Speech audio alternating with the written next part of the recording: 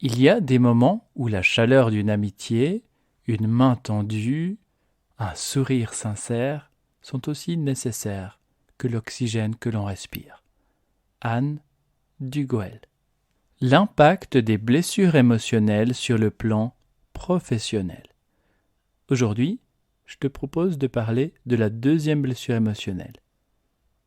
Cet épisode va s'adresser à toi si tu cherches à être, et tu as tendance à être ami avec tous tes collègues, si tu as de la difficulté à dire non, si pour toi c'est important de pouvoir être aimé par tout le monde, et si tu arrives d'être jaloux, si tu as tendance à la dépendance affective, si tu fais passer tes besoins, les besoins de tes collègues avant les tiens, si tu as tendance à être trop gentil, si tu as de la difficulté à t'affirmer, si tu as besoin de marques d'affection très régulièrement, si tu n'aimes pas les conflits, si tu n'aimes pas déranger, peut-être si tu souffres aussi d'anxiété, d'angoisse, un manque de sécurité affective.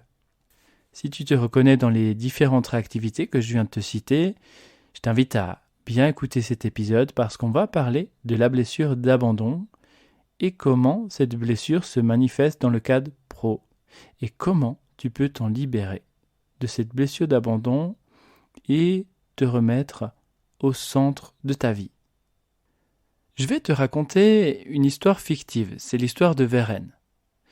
Je vais te partager le quotidien de Vérène dans son cadre pro et à nouveau je vais volontairement grossir le trait pour inclure les différentes réactivités en lien avec cette blessure d'abandon. Ça commence après ça. Bienvenue dans l'épisode 036 de Croissance intérieure. Ce podcast s'adresse à toi si tu as conscience que chaque événement peut te faire croître intérieurement. Alors si tu es prêt à expérimenter de nouveaux points de vue, remettre en question certaines de tes croyances, vivre des prises de conscience et prendre des raccourcis pour revenir vers toi-même, je t'invite à prendre une profonde inspiration.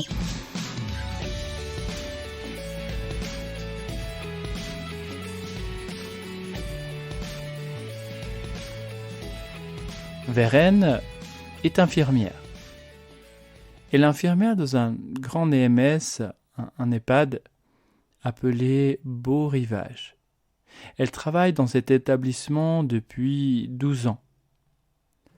Sur le plan perso, Vérène a divorcé il y a 5 ans.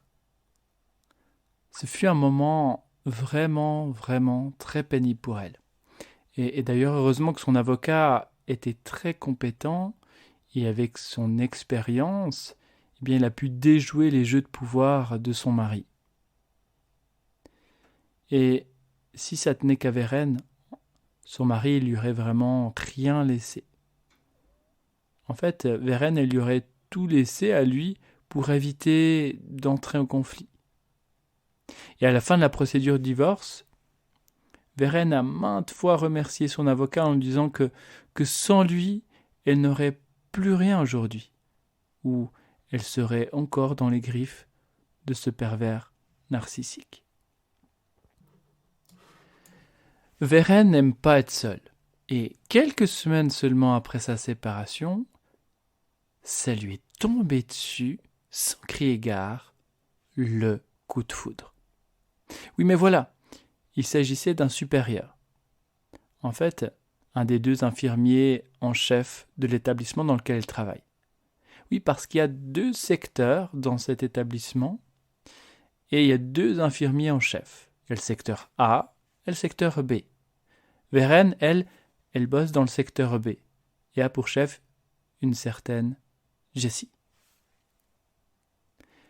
L'amoureux à Vérène, donc, c'est le chef infirmier du secteur A, qui s'appelle Samuel. Il est très occupé et Vérène ne sait jamais si elle va pouvoir l'apercevoir durant la journée ou si, et seulement si elle a de la chance, eh bien, peut-être qu'elle va pouvoir aller déjeuner avec lui. Alors, comme chaque matin, elle lui envoie un gentil SMS pour lui demander s'il arrive à se voir un petit moment dans la journée. Samuel, c'est comme une bouffée d'air frais, un petit moment agréable dans la journée. Sa simple présence fait que Vérène se sent mieux. Et avant d'envoyer son message, Veren ajoute un peu comme une signature dans chacun de ses messages. T'es d'accord qu'on se voit si cela ne dérange pas ton planning.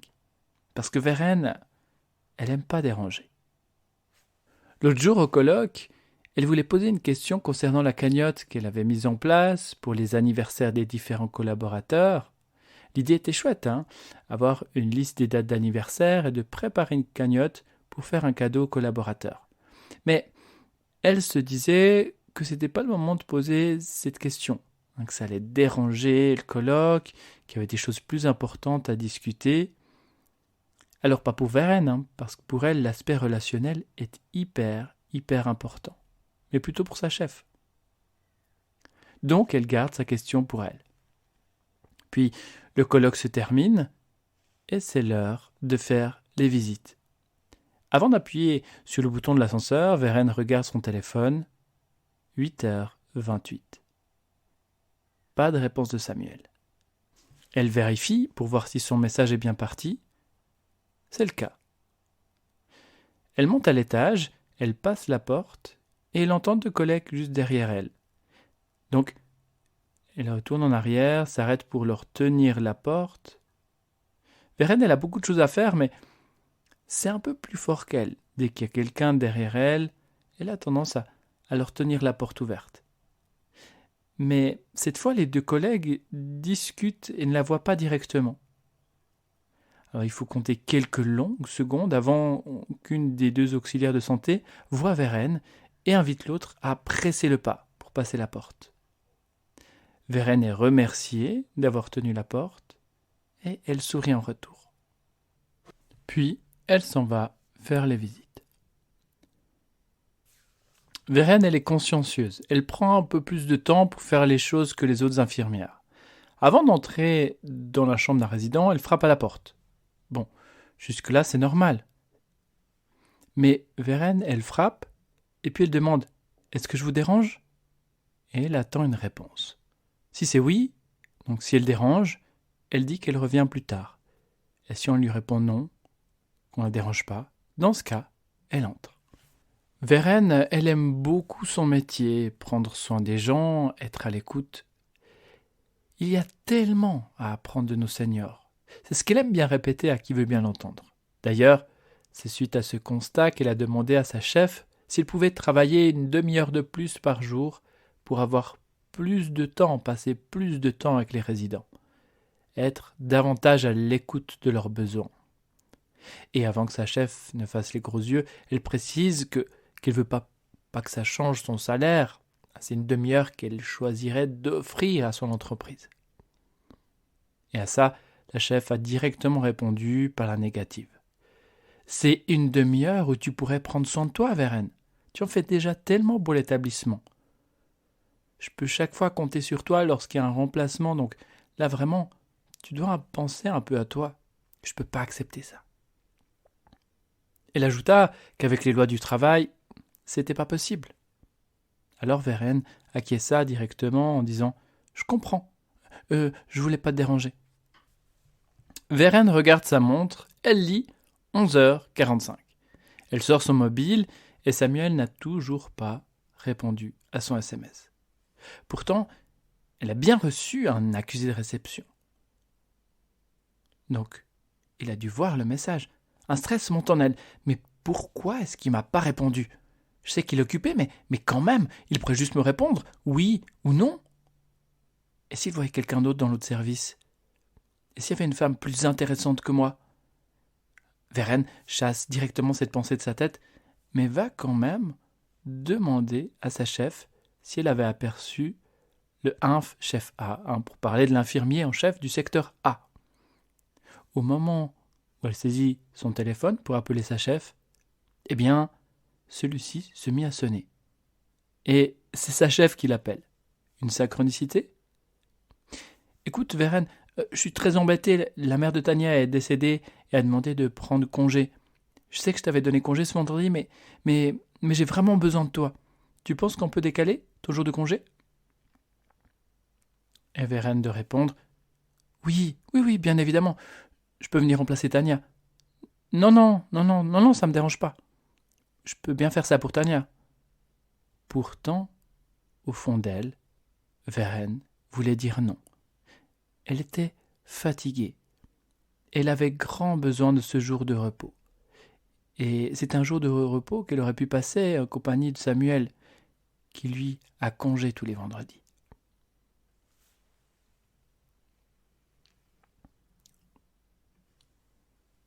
Donc après avoir accepté de remplacer Tania, la chef la remercie en lui disant qu'on peut toujours compter sur elle, et puis elle raccroche.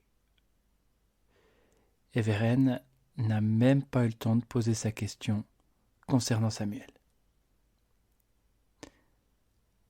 Puis, quelques instants plus tard, son mobile sonne, elle reconnaît, c'est la sonnerie d'un message.